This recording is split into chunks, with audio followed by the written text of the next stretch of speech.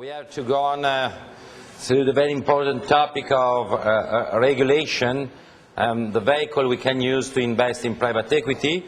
As you remember, we decided to divide the story into two parts, the European one and the American plus UK one, and we try to justify the reasons why we decided to do that. But however, in the last lesson, we gave a picture about Europe, and especially we focus on closed-end fund. Okay, closed-end fund, which represent the vehicle we really use in Europe to invest in private equity. Even closed-end funds are managed only by an asset management company. In the last lesson, we specified the characteristics both of the asset management company and of the closed-end funds. And at the very end, if you remember, we highlighted the map of the players which are involved in the management of a closed-end fund. You remember? We said, okay, the closed-end fund is really the center, it's really the core of the mechanism for costs and revenues of private equity. And you remember we specified what are the revenues of a closed-end fund and what are the costs. But all around the closed-end fund, we find also other players.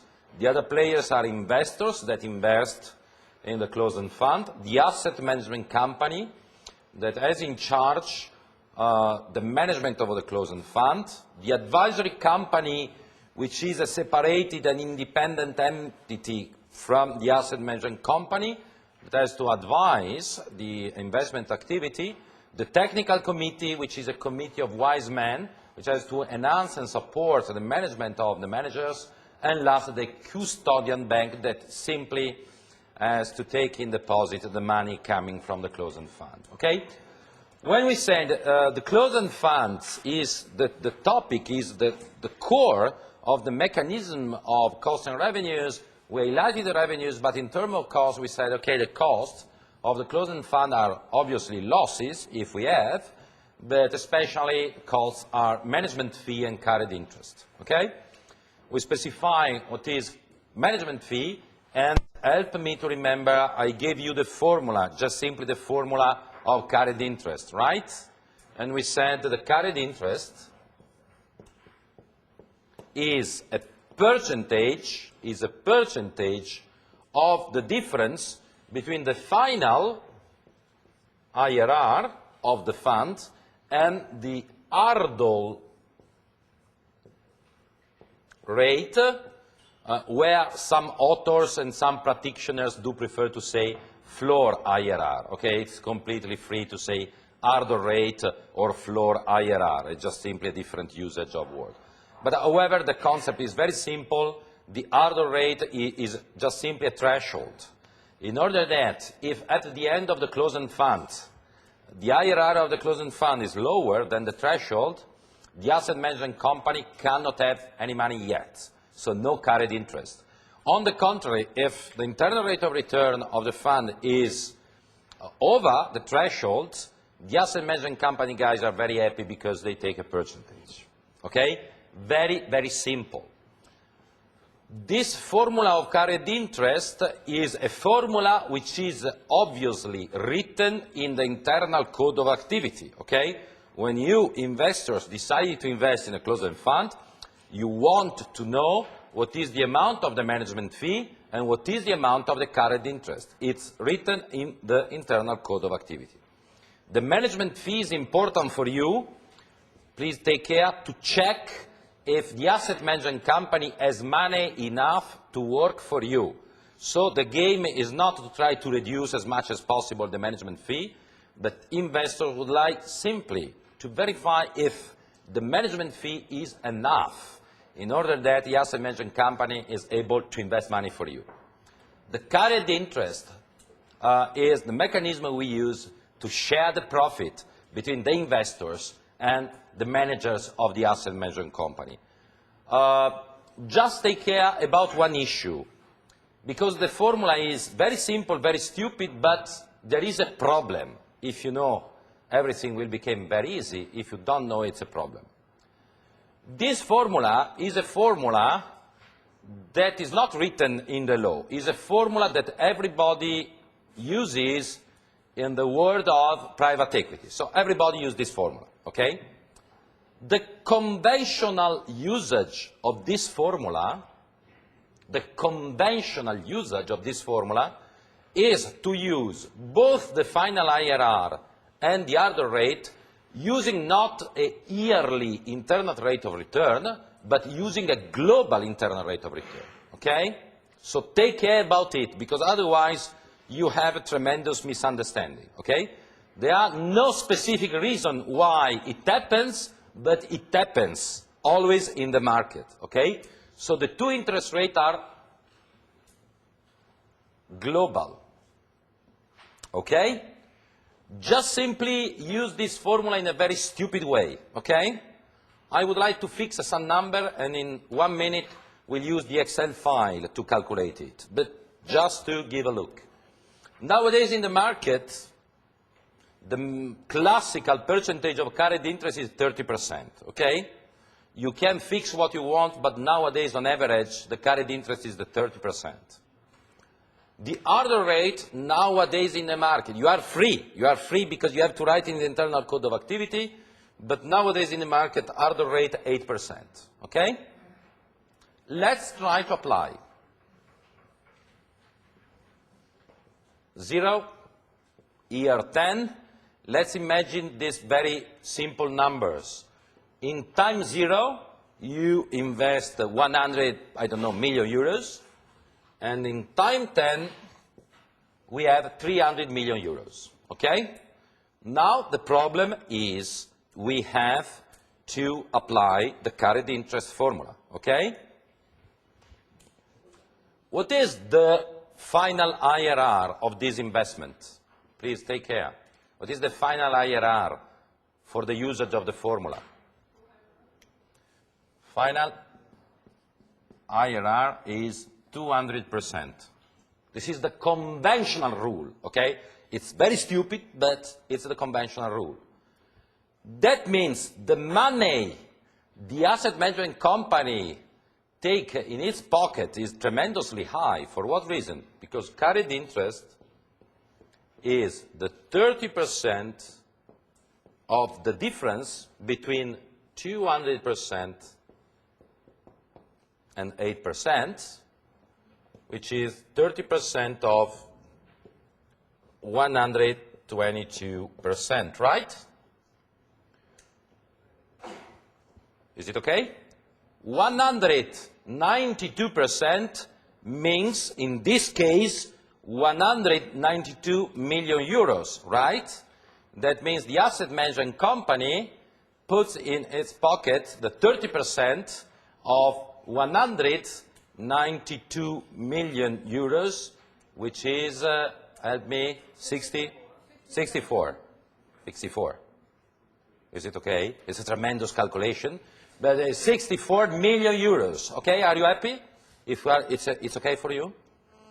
64. You work for 10 years, 64 million euros. It's okay for 10 years? Or you are not satisfied? Well, I don't know. But however, this is the amount of money, 64 million euros, okay? So take care about the formula of the carried interest, because the conventional usage of the formula is not to use yearly internal rate of return, but global. That means the value of the threshold is very, very low, okay? Because 8% using a concept of global, that means you will have carried interest even if at the end of the investment there is more than 108 million euros, okay? It's enough in order that you take the carried interest. But carried interest is the incentive, you understand? Because the only incentive and the only mechanism you can use in order that Stefano Caselli will multiply your money, the only incentive you can use is not law, is not rule, but is carried interest. Because if I have an incentive in carried interest, I will manage your money in an incredible way, because we share the profit. Otherwise, it's very difficult to say mutual trust. Okay, mutual trust, but I must have a very strong incentive. Okay? Is it okay? Just to remember, we are spending time about carried interest and management fee because in the other part of the world, US and UK, vehicles will be completely different from closed-end funds. but at the very end of the day, behind the vehicles, you will find the same mechanism, management fee and carried interest. So if we discuss about carried interest, we are discussing about Europe, but the same mechanism we find also in US and in UK. Okay? Just two issues, and in a couple of minutes we jump into US and UK. Two issues. The first is a very stupid issue, so sorry for that, but I want to spend 1 minute. And the second is, let's try to use the classical Excel file which is used in fundraising by asset management company in order to simulate the impact of a carried interest. But the very stupid story is the following. In a very serious paper of Harvard Business School, very, very serious, okay? In this paper we find a very, very important research question. And the research question is, okay, private equity is very difficult as a market. We want to investigate, or we want to understand what is the criteria the investor can use to invest in closed-end fund, okay? This is the research question. We would like to identify some parameters in order to help investors to select and to identify a closed-end fund when you decide to invest. And the answer was very ridiculous, but serious. The answer was, you have to identify an asset management company where the manager is 54 years old. Very serious, like American paper, okay? You cannot laugh. You cannot, okay? Very serious. So the paper said, if you invest in asset management company where managers are younger than 54 years old, I'm very sorry, the internal rate of return is lower. If you invest in asset management company where managers are older than 54 years old, the internal rate of return is lower. Okay?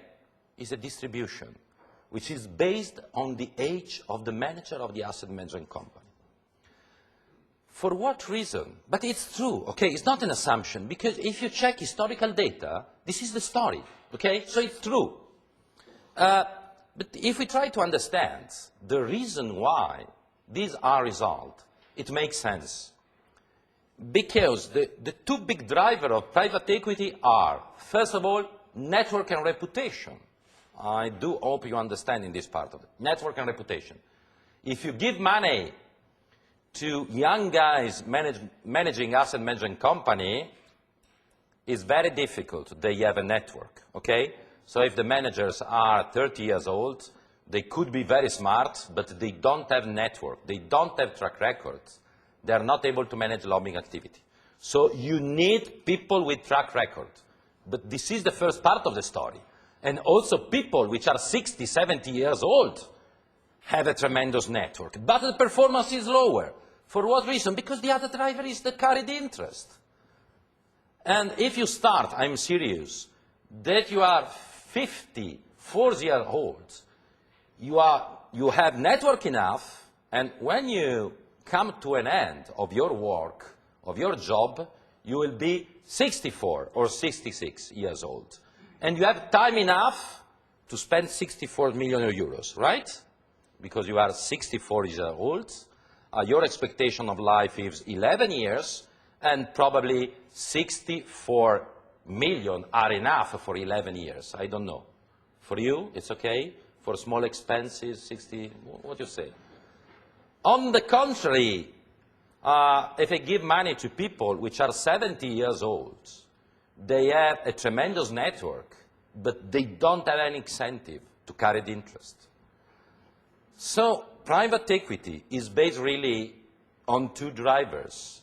The driver number one is network and reputation, and the driver number two is carried interest, but a bit serious, a bit joking. You must have time enough to spend a tremendous amount of money of carried interest.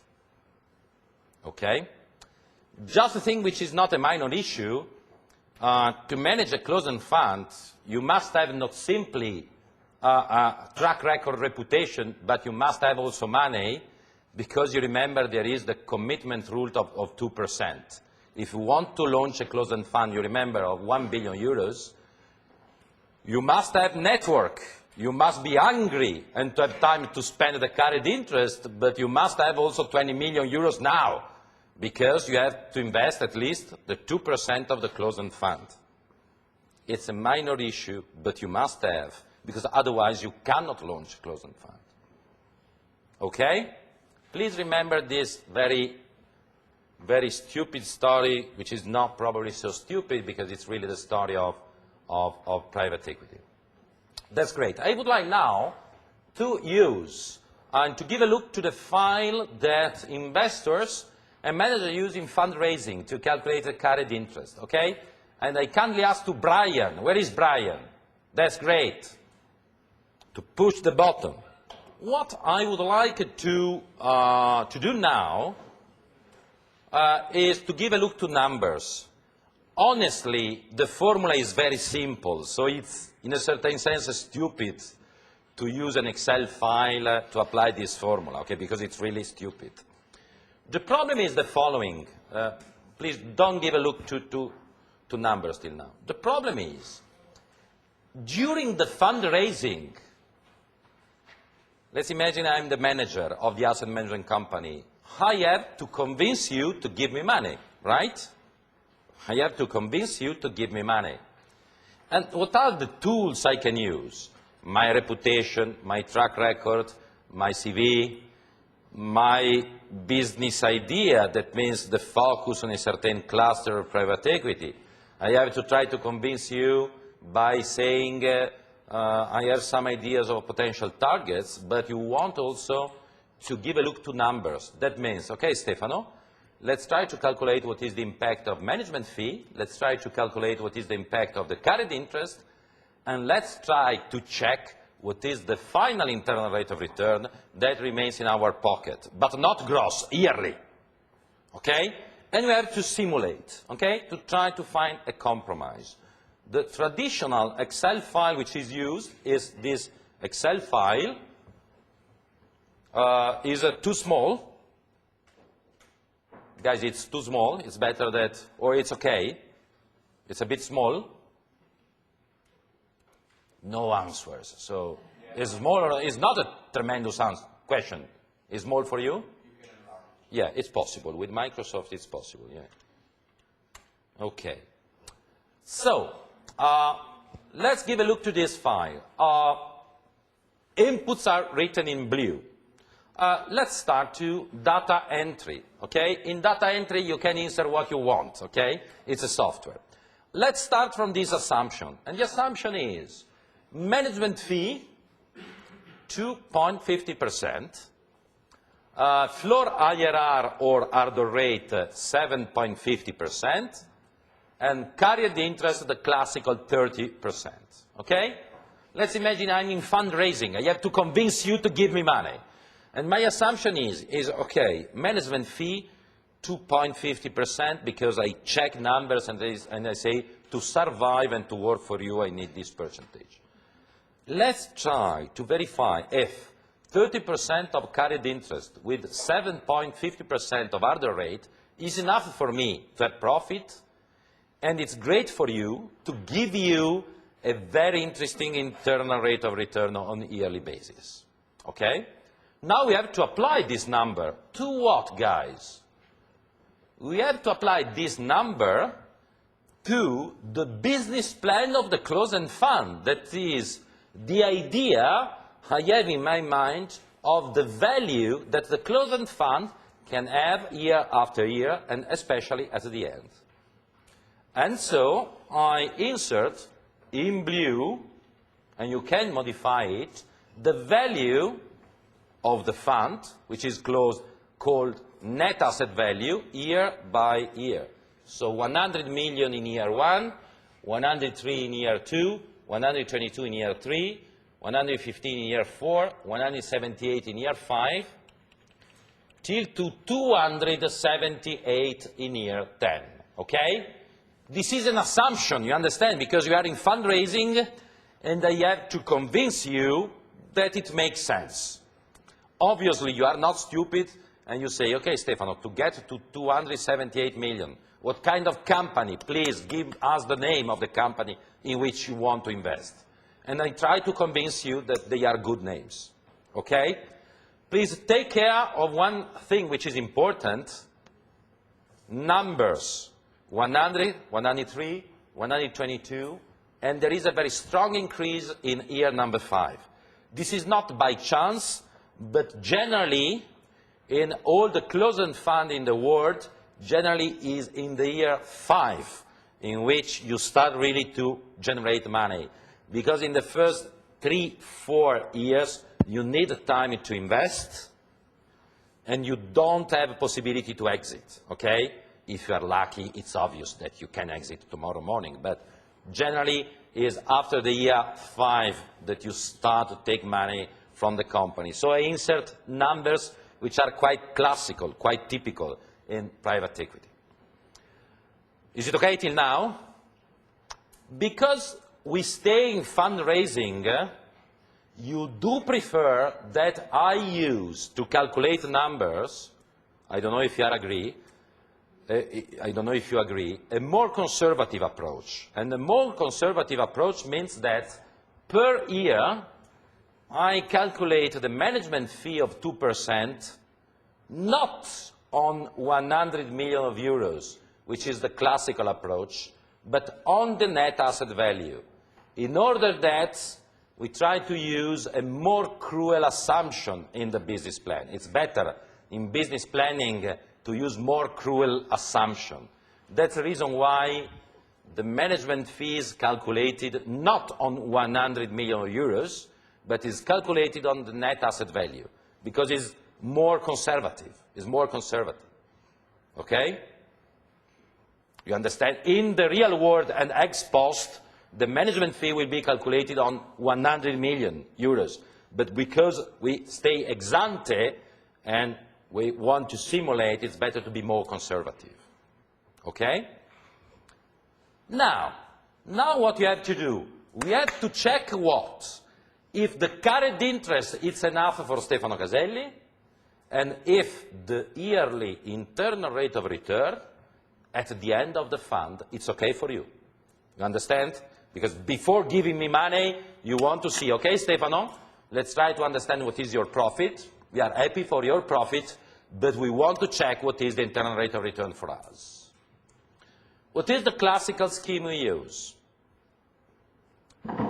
Global internal rate of return on net asset value is 178%. Do you agree? 100 million in time 0, 278 million in time 10. That means the global internal rate of return is 178%. What we said in the formula. Okay? Take care. Now we have to calculate what? The difference between internal rate of return and the floor IRR or hurdle rate, and the number is 170.50%. Is it okay? That means the carried interest is the 30% of this value. That means the carried interest is 51.15%. I just simply applied what I mentioned in the whiteboard before. Is it okay? Take care, like everything in which we use conventional rule, you have to know conventional rule, and there is a sort of a surprise when we apply this percentage to numbers, okay? Not a logical surprise, but a surprise that comes from conventional rule of the market.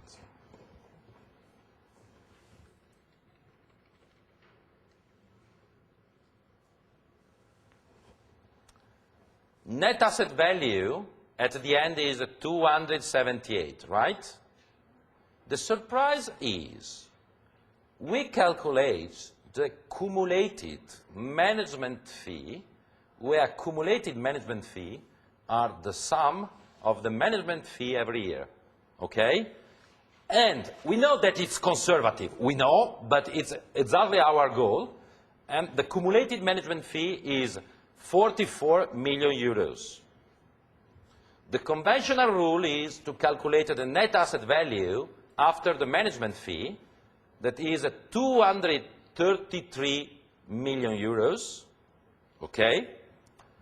On this value, we apply the formula of the 51% of carried interest, and the carried interest is 68 million euros. So we don't use as numbers to calculate the carried interest the difference between the net asset value in time 10 and the net asset value in time 0, but we calculate the difference between net asset value in time 10 minus cumulated management fee minus net asset value in time 0, because we want to identify and to give a value to the amount of the management fee, because we want to use a more conservative approach.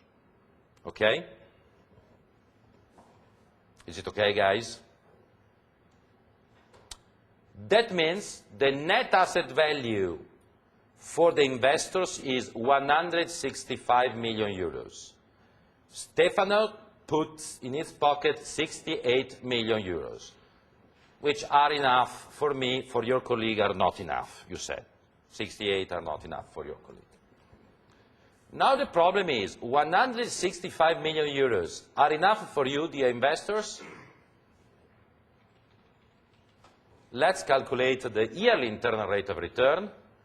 65 million euros means 65% of global internal rate of return. If we calculate the yearly internal rate of return, that means we transform the global internal rate of return using a 10 years time. The yearly IRR for investors is 5.16%. Do you give money to me? Is convincing? You give me money? You give money to me? For what reason? Is too low. Probably the only strategy to convince you is to say, dear, your name is? Dear Oriana, is my private equity is very poor, is a classical expansion financing. I invest just simply in expansion in Italy. So, Oriana, please, your expectation, try to control your expectation, because it's expansion. You take a lot of money for You don't have to say, Stefano, I agree. Just simply, I take a lot of money. You do. But I work for you for 10 years, for 24 hours. But you take my money for 10 years. Ah, okay. Okay, Oriana, if you don't want to invest, you don't invest. But can you give me suggestion to try find a compromise? Because, okay, I trust in you. I want to have you among my investors. Can you give me some advice in order that we can increase this interest rate? Give me suggestions. Not just simply related to Excel, but real suggestions that we can transform into numbers. What do you say? How we can increase these numbers? Suggestions. There is really a very strong weakness in this Excel page, in this business plan. Ideas. Global hurdle rate. Global hurdle rate. Yeah. It's below the hurdle rate. That's the main point that would drive off an investor. Sorry, I don't understand. In which sense is below the hurdle rate? The hurdle rate that you use to calculate the carried interest, how Yeah. much years is better than the global one, that's below. So at the end of the day, an investor would be better off investing another fund than yours. No, but my question is, give me suggestions in order that I can improve numbers, and for you investor it becomes more interesting, the yearly internal rate of return. You find some mistakes in this Excel, or there are possibility to improve. You are investors, but you are my friends, so you can give me some suggestions to try to transform it in something more appealing. You can compute the carried interest on the net asset value after management fee and not before. Yeah, but we say in time 0, so it's the conventional rule. When we say in time 0, the conventional rule for everybody in the world is to be very conservative. Okay? It's a cruel rule, but it's the classical rule. This is carried interest after the investor has reached a certain profit.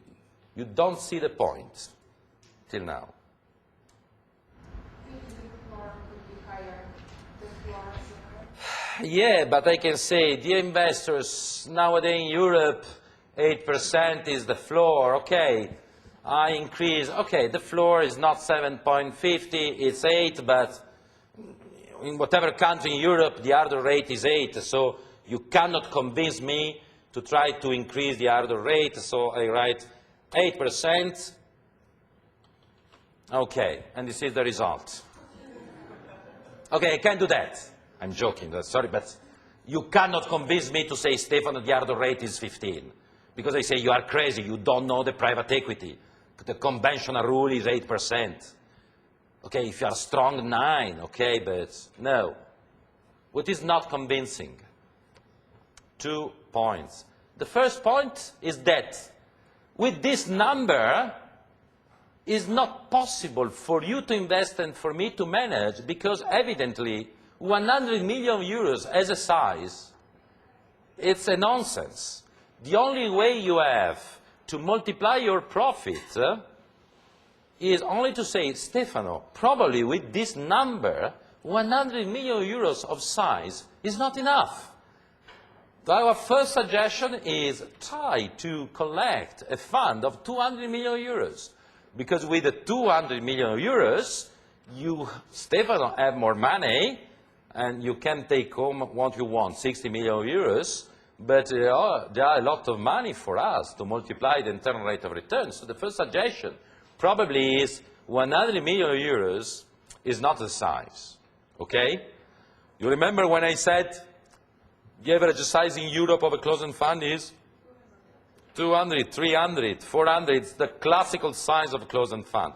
For what reason? The reason is very simple, because if the size is bigger, the easier is for the investors and for the asset management company to have money to share profit. This is the first suggestion.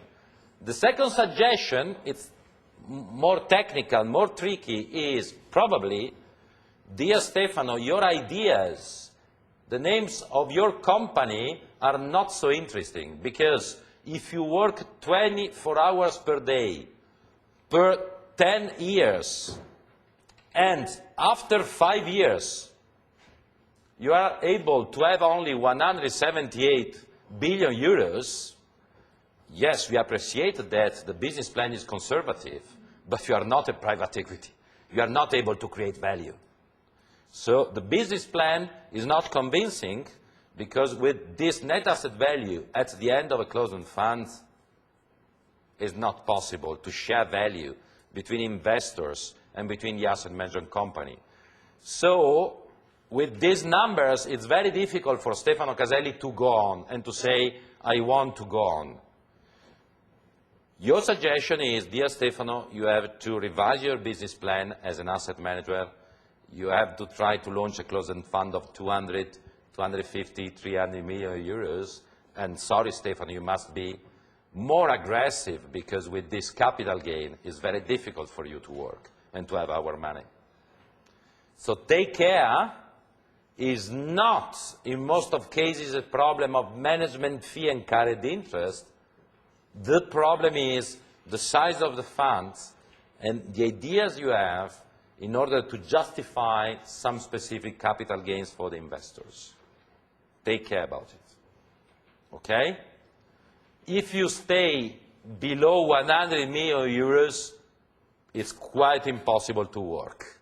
Because if the fund is 50 million euros, it becomes more or less impossible for me, not simply to work, to survive, and for you to have an interesting internal rate of return, okay?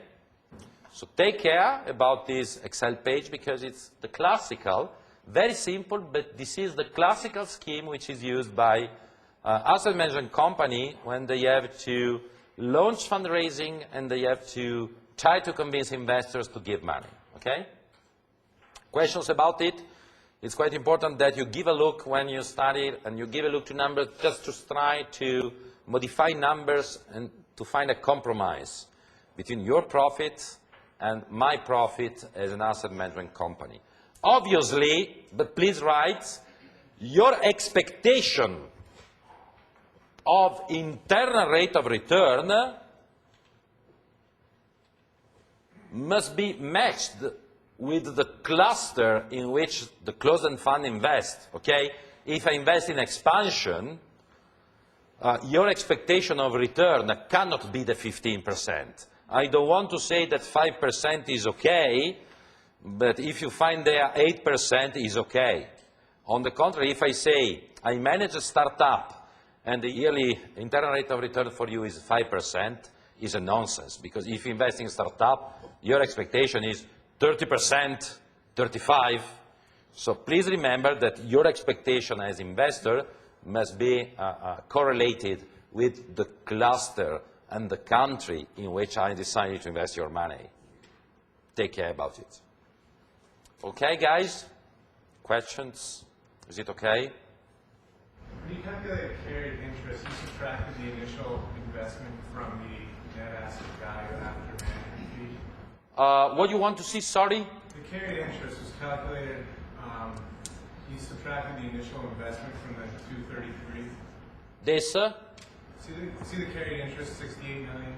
the carried interest is 30% Right. multiplied per 170%. Right. So Is a 51. so it's 51 Yeah, times 233 minus 100. yeah. I move to this number. Yes. This is the net asset value in year 10. I calculated the difference with the sum of the cumulative management fee, and I have 233. Okay, now I have to calculate the carried interest. The carried interest, I don't know if you see the formula, is C26, which is this number, okay, minus C12, where C12 is this number, and I apply what? I apply, sorry, C19, where C19 is 51%. This is the formula you have to use. Please take care. I repeat it, but remember, in many cases you find these stories is a conventional rule coming from the markets. Okay, it's a conventional rule you find in the markets. Okay? Great. Last question. Management fee, you just explain what happens by year. Sorry? The management fee. No, well, how do you get the cumulative? It's just 2.5% yearly? Yeah? Okay. Of the net asset value, yeah. Is not what happened in the real world. Is what we do as a simulation to use a more conservative approach. You understand? In the real world, at the end, the closed-end fund will pay 2.5 million per year, because the management fee is calculated on the net asset value in time zero. But because in time zero we don't know exactly what will be the trend of the net asset value, I would like to insert a more cruel rule. Also in this case, a more conservative approach. On the investor. Yeah, absolutely. On the investor. Okay? Is it okay? Let's move to the other part of the world, because now we know everything about the European Union, and now we have to discover what's happened in US and UK. Okay? So we have to jump into the other part of the private equity world. Just, guys, two fundamental rules you have to keep in your mind before starting the topic of US and UK. The first rule you must have in your mind is, in US and UK, vehicles and story of private equity will be completely different from Europe, but behind you find exactly the same mechanism, where the same mechanism means there are some people that manage money and there are other people that invest, and the incentive is carried interest. Okay? So vehicles completely different, but behind the same mechanism. So what we learned from Europe is absolutely important also for US and UK. The second issue I want to have in your mind is the stories of US and UK are more or less the same in private equity, and this is not by chance, but because US and UK really look at each other, because US and UK don't want to generate competitive advantage, because US perfectly know that if they introduce some advantage, all the flows coming from UK, but in this case the reaction of UK will be very strong. Okay? So US and UK try to stay in peace because they perfectly know they are the two countries in which we find the higher investment in private equity. So they want to keep this very important equilibrium. So the vehicles are exactly the same for this reason. Okay? The story will start from US. I decided to start from US simply because in the story of private equity, US is considered the country in which private equity was born. That's simply the reason why I started from US. Okay? In US, like in UK, private equity is not a financial service.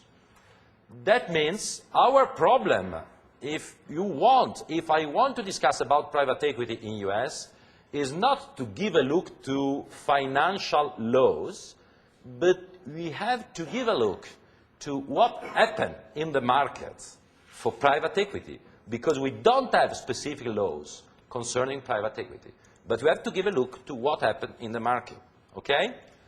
In the markets of United States, we find 5 different vehicles devoted to private equity. So in the US market, we find 5 different vehicles devoted to private equity.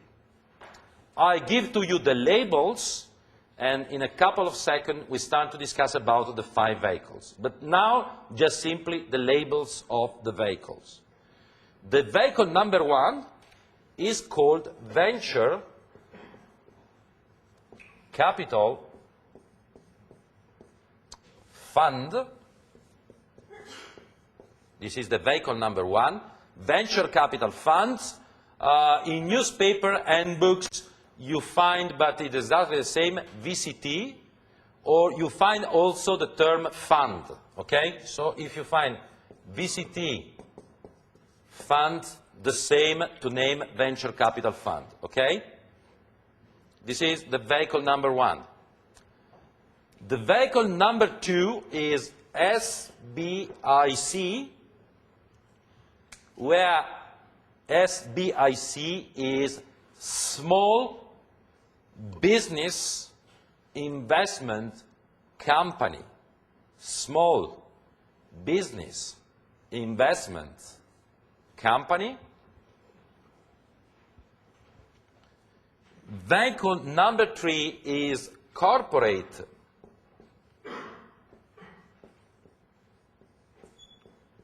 Venture. Vehicle number 4, Bank, because private equity is not regulated by financial services laws, but because it's free, also bank can invest in private equity. And last vehicle, Business Angels.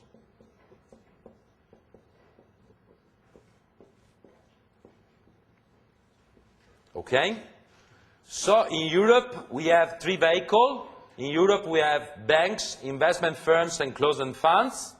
In the United States, the game is free because private equity is not supervised. We find nowadays in the market 5 vehicles: Venture Capital Fund, or VCT or fund, they are exactly the same. SBIC, Small Business Investment Company, Corporate Venture, Bank, and Business Angel.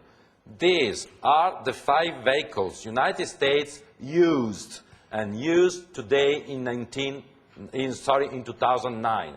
If in the future other vehicle will be created, I have no idea, okay? But these are the vehicles. Let's start to analyze the 5 vehicles, but we have to start with a very important message. Venture Capital Fund, or VCT, or simply fund, is the leading vehicle we use in US to manage private equity. Leading vehicles mean the 70% of US private equity is managed by VCT. So it's really the vehicle we have to use. Okay? Please remember this percentage. That means the other 5 are marginal, okay? I have to tell you, but they are marginal. 70% by venture capital fund or VCT, okay? So if you understand VCT, you understand everything about US, and you understand, sorry, everything about UK, because also in UK we have exactly the same vehicle that cover more or less the same size of the market. So it's really a crucial topic. Let's start. Because we don't stay in the financial services regulation, venture capital fund is not regulated by the financial system, but venture capital fund is a legal entity you can use in the United States, okay? So the venture capital fund is not the legal definition, is the name that players give to a specific legal entity we use to invest in private equity. And the legal entity we use is the LP, or limited partnership.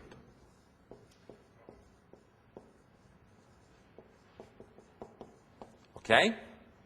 So venture capital funds, from a legal point of view, are LP, are limited partnership. A limited partnership is one of the 6 legal entities we can use in the United States. Okay? Is it okay till now? Also in Italy, for example, you have 6 legal entities, okay? Società responsabilità limitata, società per azioni, and so on. In every country we have legal entities.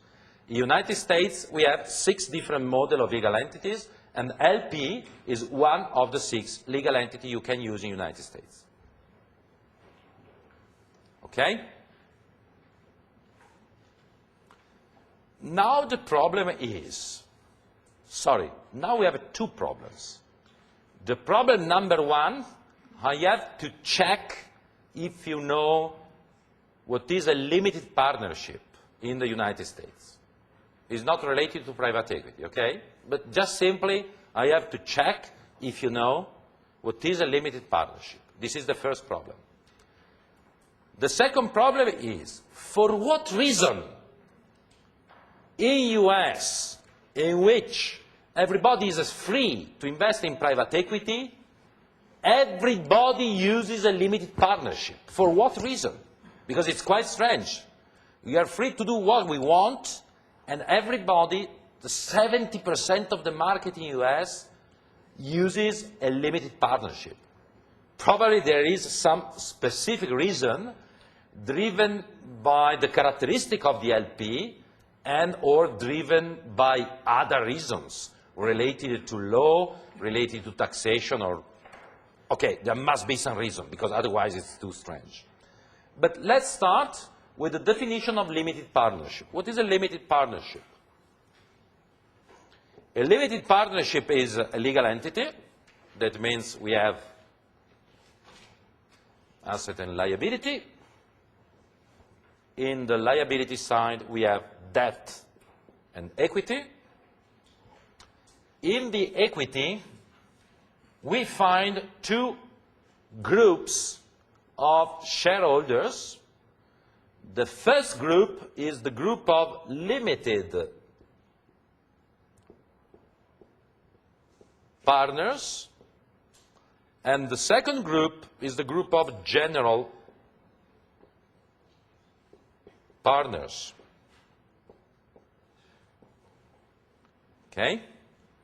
So by law, when you create a limited partnership, you must have 2 groups of shareholders, limited partners and general partners.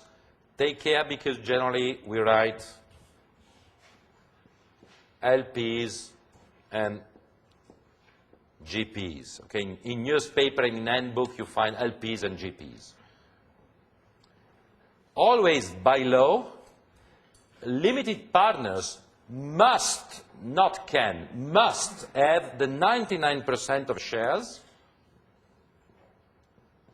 and GPs must have the 1% of shares.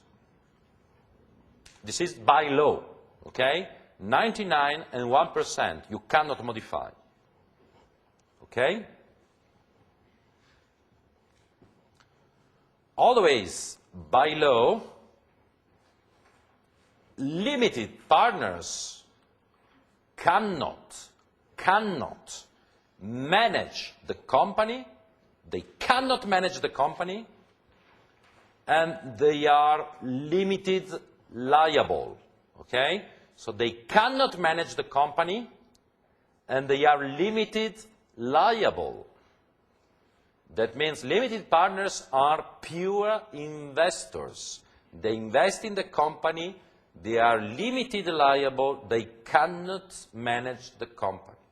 They are pure investors. General partners must manage the company, and it's a tragedy, they are fully liable.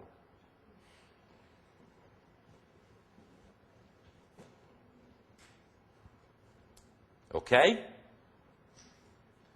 This is the limited partnership.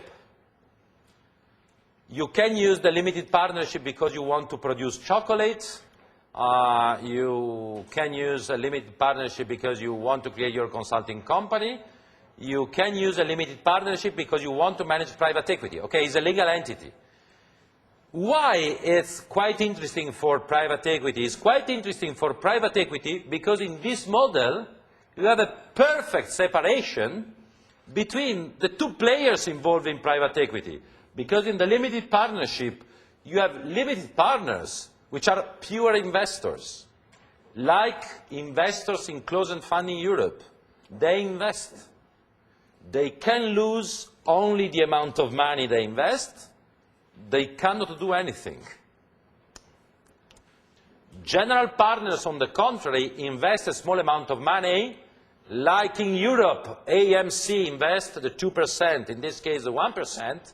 They manage, but this is a huge difference from Europe. They are fully liable.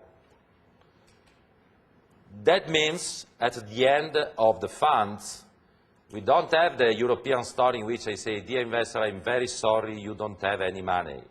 I'm sorry for that. Because in Europe, Stefano Caselli is protected by the asset management company, understand? So I destroy my reputation. You are not happy, but that's it. In the United States, I organize a meeting and I say, dear investor, I'm very sorry. I worked for 10 years and you don't have any capital gain. You are not happy, but you say, dear Stefano, you are fully liable. And you have to give money to us, okay? Because you are fully liable. Remember it, okay? Is it okay till now? Just a thing.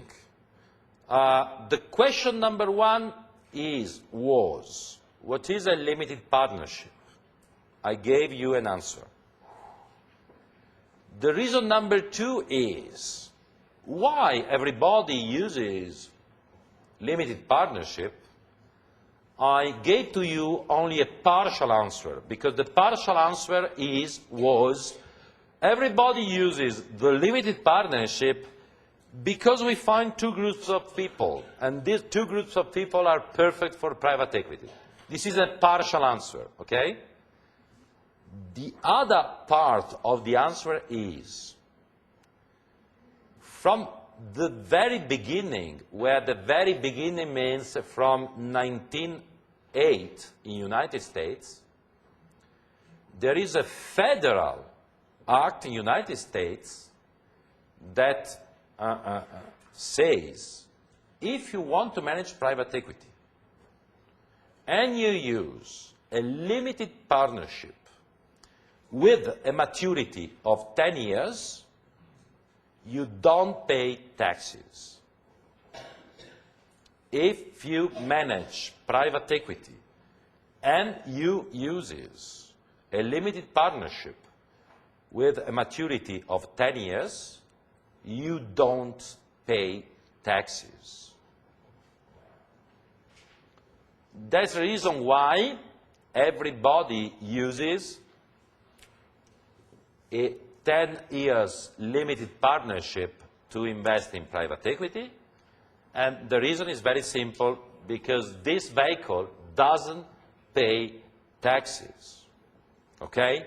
That's great, because a very strong competitive advantage given to LP. Okay? Because in the LP, you don't pay taxes. Investor will pay taxes, it's okay. It depends from their countries. If I'm Italian, if I'm French, if I'm Spanish, okay, I have to pay taxes.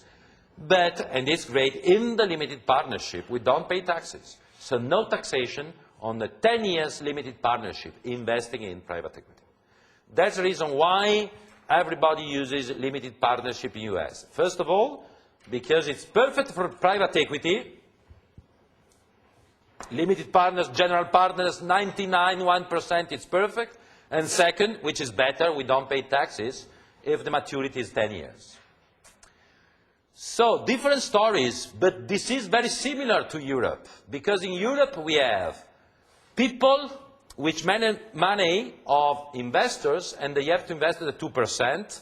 Also, in this case, we have people that manage money from investors, and they have to invest 1%, but however, they have to invest. What is different is that the asset management company is not liable. In Europe, in the United States, general partners are fully liable, and it is a tremendous job, because we are fully liable. Okay? Is it okay till now? Questions? Because we have to add now some specific rules which are quite important. Till now it's okay? Great. Now we have to insert something which is really, really fundamental. Please try to imagine we want to launch an LP in the United States. This is the mechanism. But please remember that, first of all, you are not supervised. That means if Stefano would like to launch a limited partnership and I want to find investors, I'm very, very free to do that from tomorrow morning. I don't need any approval from anybody. In Italy, sorry, in Europe, you remember, you need an approval for the asset management company. Even you have an approval, you need an approval for every closed-end fund you launch, you remember? In the United States, you want to launch LP, you can do that. Second, we stay in a common law country, also in UK. A common law country means we don't have a civil code. Common law country means that we have federal acts, big laws for the whole United States area, but most of the law activity is driven by the courts, is driven by the judges.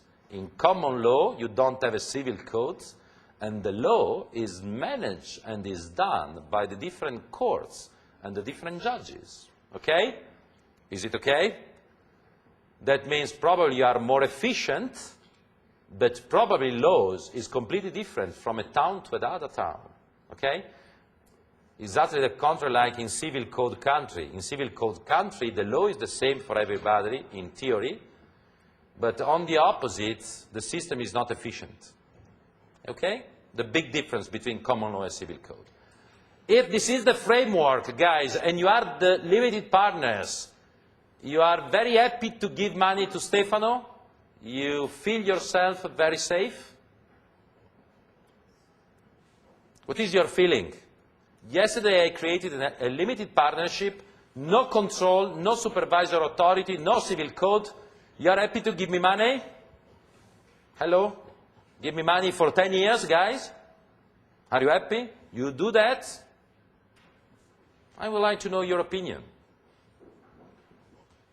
Or if the answer is yes, what you want to have.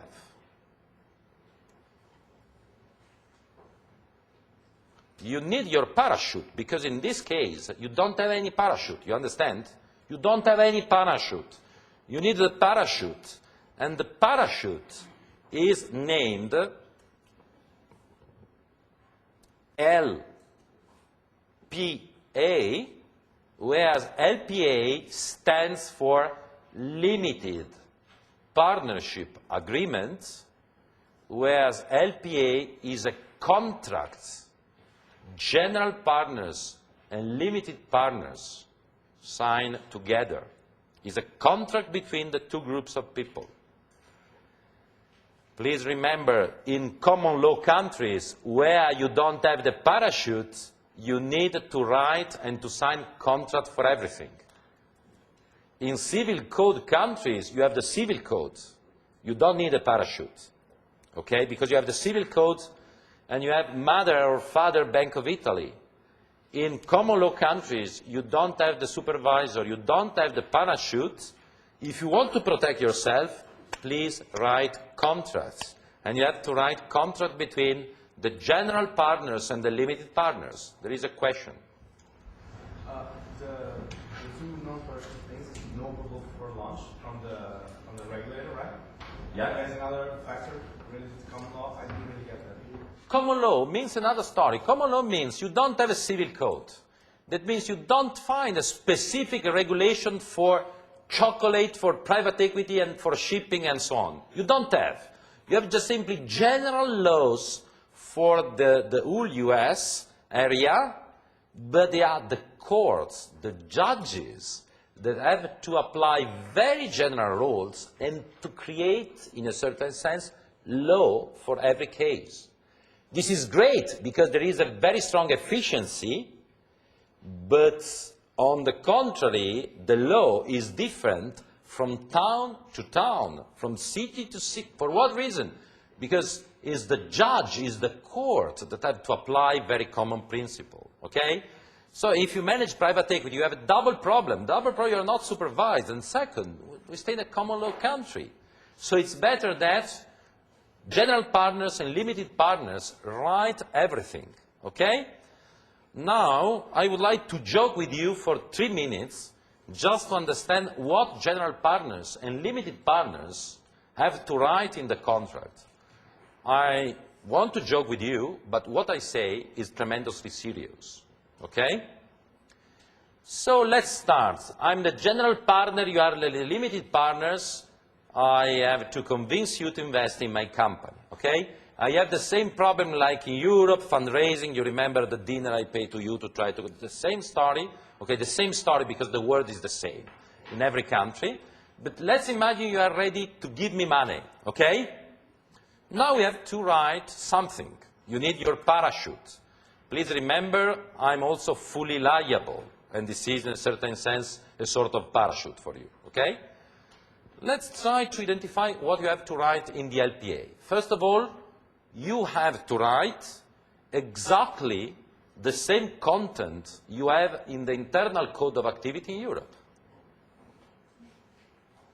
The cluster in which I invest, the target, rules concerning the portfolio, management fee, carried interest. You have to write exactly the same content of an internal code of activity in Europe. But the difference is, in Europe, the internal code of activity is written in the Financial Services Act. In the US, you have to write, because it's a contract. Do you understand the difference? It's crucial. But let's go on. Oriana, yeah. Oriana, okay, you signed this contract, okay?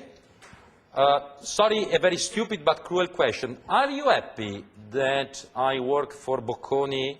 I am your general partner, okay? Are you happy if I work in Bocconi for the next 10 years? You are giving to me 50 million euros. Are you happy that I'm a professor? You want to regulate it? Are you happy that I am a professor? Well, I don't know the connection to the contract. You are giving to me 50 million of euros. You are giving to me 50 million, and it's okay?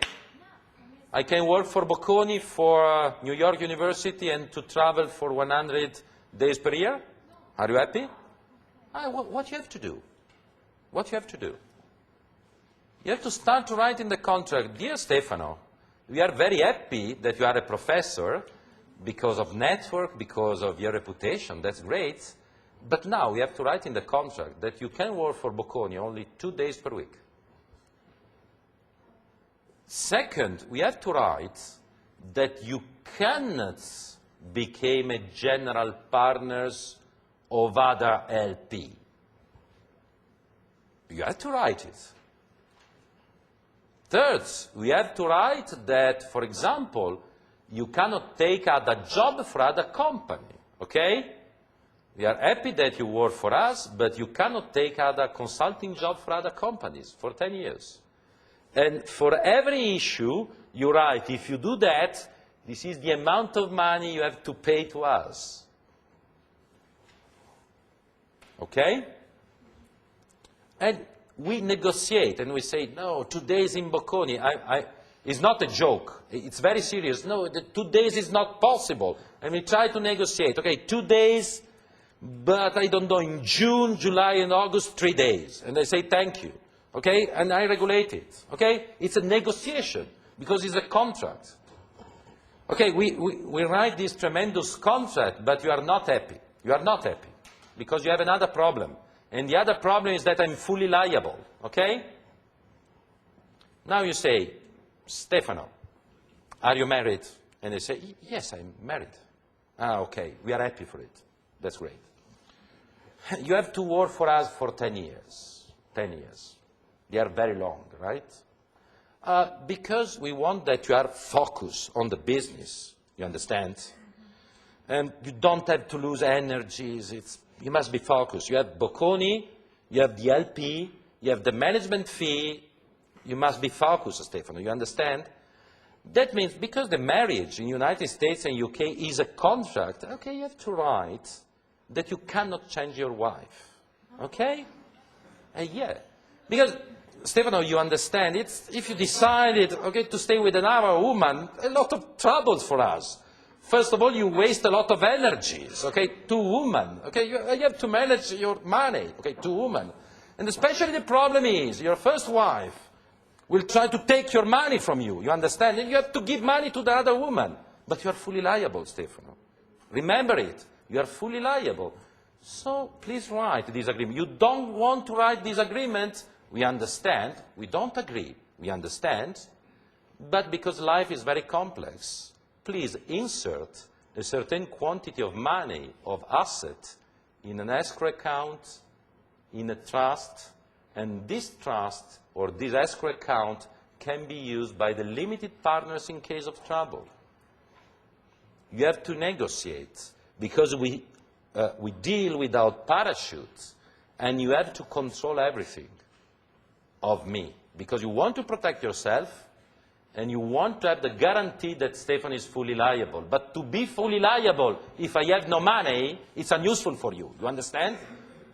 And you must control that I have money enough. What is the solution? The solution is the following. The general partner, Stefano Caselli, in most of cases is not Stefano Caselli, but is another company. Where the other company is the LLP, where LLP stands for Limited Liability Partnership.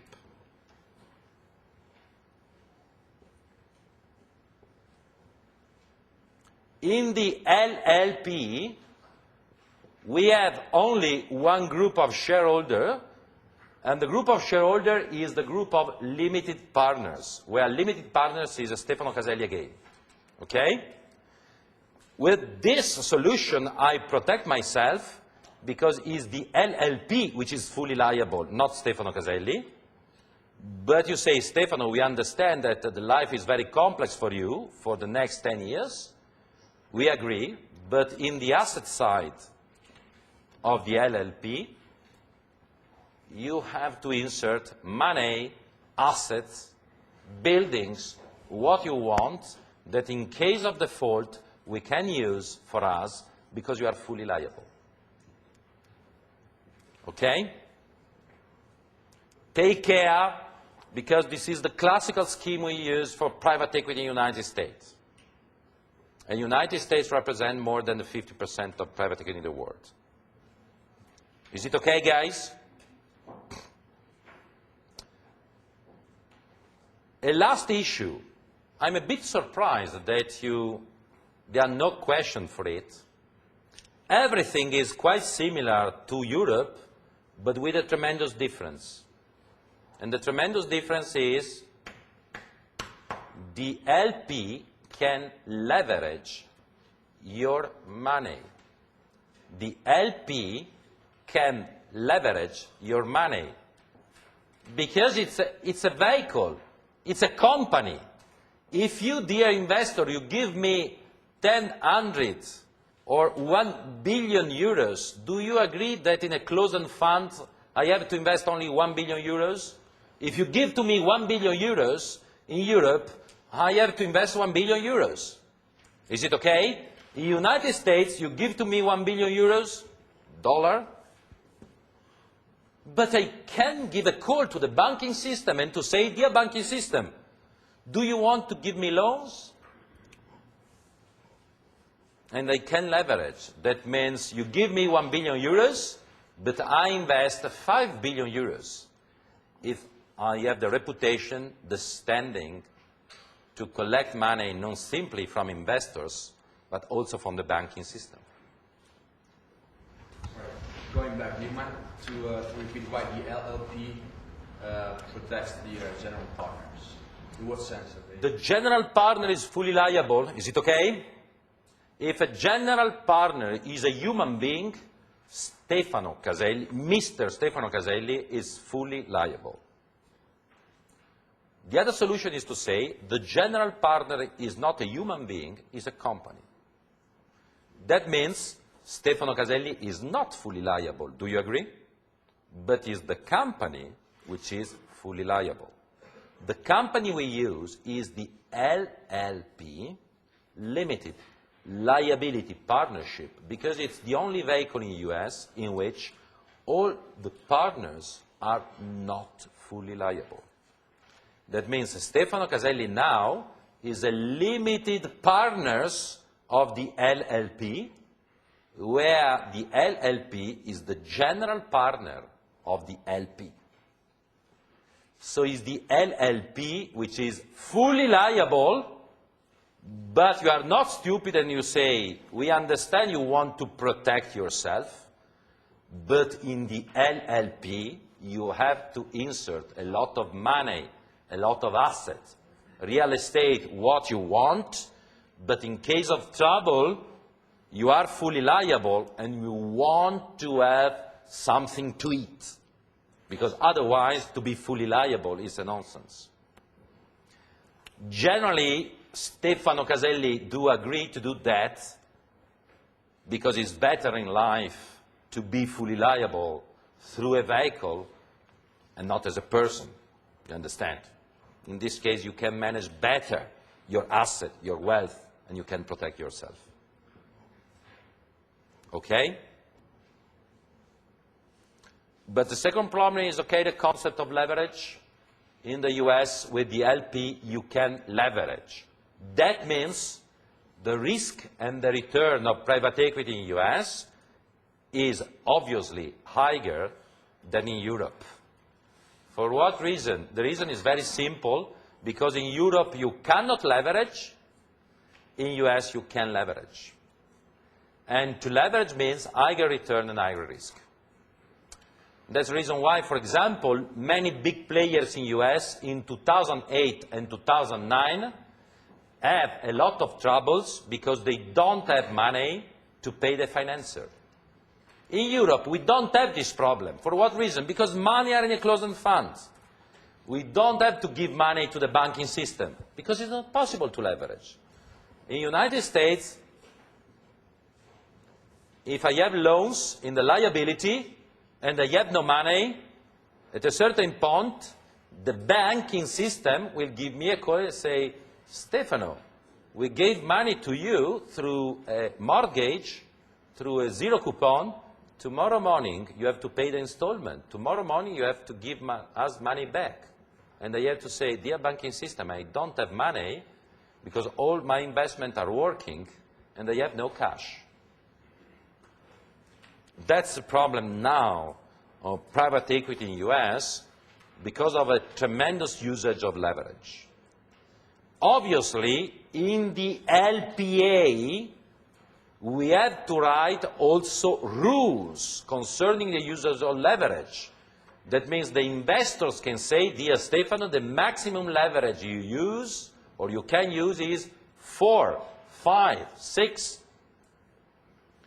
Nowadays, to give you an idea, in 2009, the maximum leverage we find for LP, for new LP, is 1.5. 3 years ago was 10. Okay? 3 years ago, 1 billion euros equity, 10 billion euros debt. The return is incredibly higher, and also my carried interest. Okay? Nowadays, 1 billion euro investment, 1 billion, 0.5 of debt, if Mr. Stefano Caselli is quite strong with a big CV, with a great track records, with a lot of money in the LLP.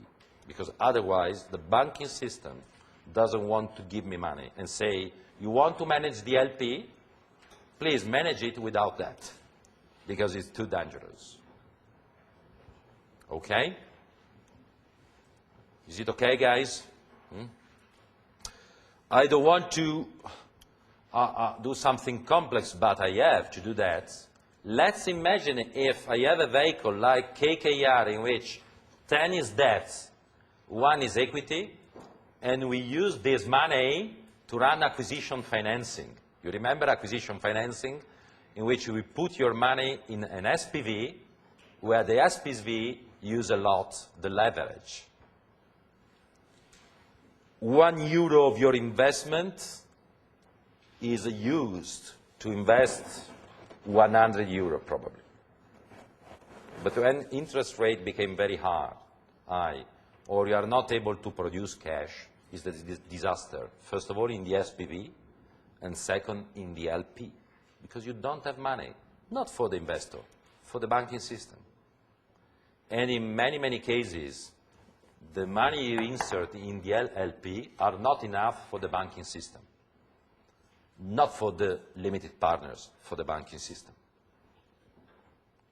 Okay? Because if the banking system is not stupid, would like to have a claim or a collateral on the shares of Stefano Caselli in the LLP. And in case of default of the loans, the banking system say, dear Stefano, I have a claim. And the claim is on the LLP. So the money you have in the LLP now are mine. And the limited partners, I'm very sorry, we don't have money yet, because the banking system used the whole amount of money for the loans. But you cannot do anything because the LPA probably wrote Stefano could use a maximum leverage of 10. If it is written in the contract, I'm very sorry. I did what is written in the contract. Okay? Questions about it? It's okay? Take care, because it's relevant for US. In UK, exactly the same story, where exactly the same story means also the story of 10 years LP with the exemption of taxation. Also in UK is exactly the same story. I don't want to be boring, but I have to do that. A last issue for LP. The last issue is, please remember, we stay in a common law country, And in case of trouble, your solution will be managed by the judge of the court of the area in which your LP is registered. Okay? That means take care when you create an LP in US and UK, you have to register the LP in an area in which you know there is a court where there is a judge that perfectly knows private equity. In US, LP are registered only in 3 countries, and the 3 countries are Delaware, Massachusetts, and California. If you jump into the website of Delaware, you immediately see that they are advertising in order to say to the investor, "Dear investor, please come to Wilmington in Delaware, because it's a lovely country, but especially a lot of judges that perfectly know private equity. In case of trouble, you have a lot of helps, don't worry, we can solve the typical problem of private equity." Because in Wilmington, more than 6,000 of limited partnerships are registered. And so judges perfectly know the problem of struggle between general partners and limited partners. Okay? On the contrary, if you move, sorry if you have people of that country in North Dakota or in Ohio, it's probably difficult that you find judges which are quite smart in private equity, because they don't know private equity. If the judge doesn't know private equity, it's impossible to solve a struggle. Not because the judge is not able, but because simply the judge doesn't know the topic. So private equity is the same like chocolate. I don't know it, so it became very difficult for me to solve the struggle. Okay? Questions about it?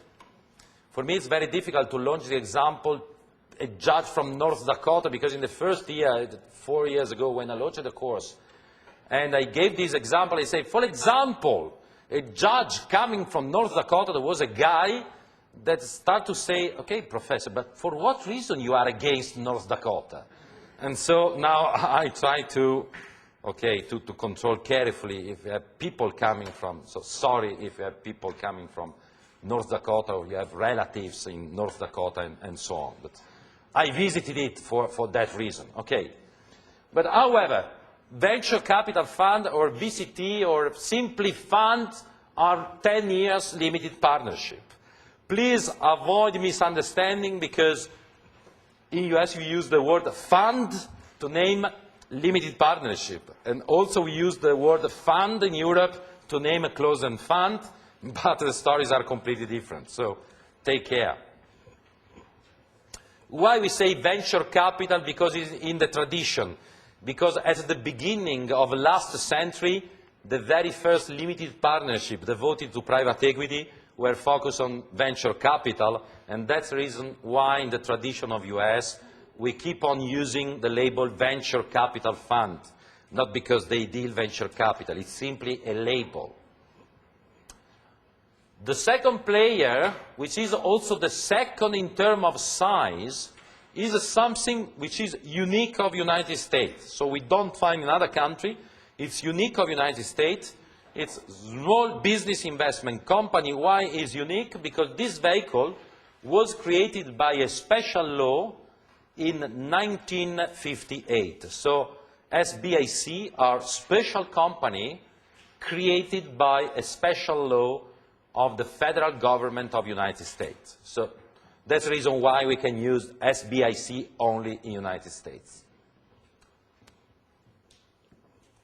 SBIC are a quite smart vehicle. Many authors, and I have the same idea, do believe that in the United States private equity is incredibly important. And in the United States we have a lot of deals because of this Federal Act of 1958 that created SBIC. What are SBIC? SBIC are legal vehicle, legal entity. That means, okay, asset, liability, debt, equity, and the money we have in the asset are devoted to invest in private equity. Okay? First of all, this vehicle can invest only in small and medium enterprises. So this vehicle is devoted to invest in private equity, but targets can be only small and medium enterprises. The second characteristic is that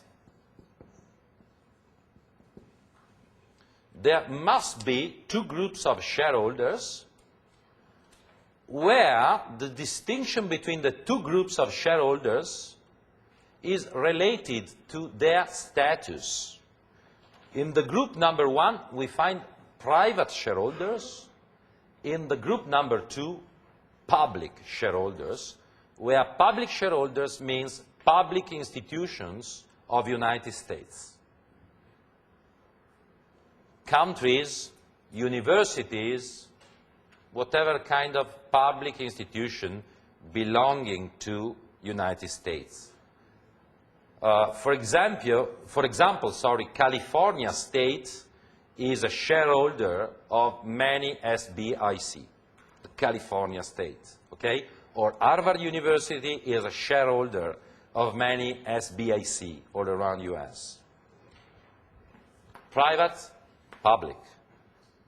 That's interesting, the fact the management of the company is devoted, is demanded only to private shareholders. That means public shareholders simply invest, can give guidelines, but the managers are only the private shareholders.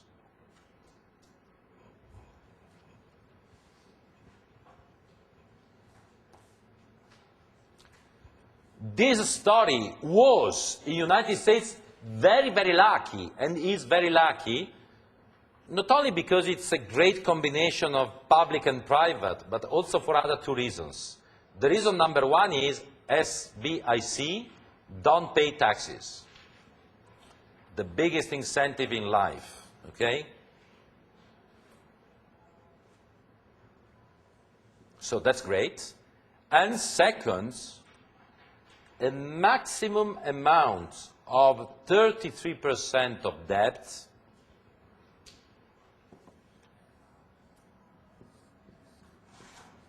can be raised from US government with a special interest rate which is fixed every year.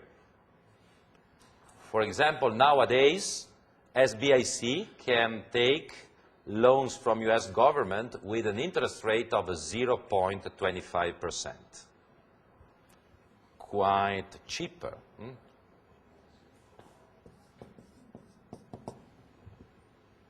This is a double advantage. Sorry, a triple advantage in my opinion. Advantage number 1, private investor can create an SBIC, can use money coming from public institution, but private investors, private shareholders have to manage. So public shareholders don't manage, first. Second, you don't pay taxes, that's great. Third, the 33% of your loans are given with a special price, because these loans are given as an incentive from the US government. SBIC are quite interesting, also if we compare SBIC with LP, but there is a difference. The difference is everybody in the world can use an LP, okay?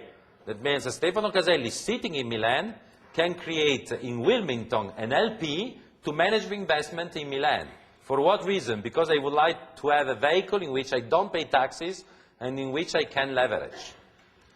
SBIC are local. That means if you want to create an SBIC, you must find a partner belonging to the public system of the US. That means it's very difficult for a foreign investor to find this kind of shareholder. So SBIC are a more local story inside the US.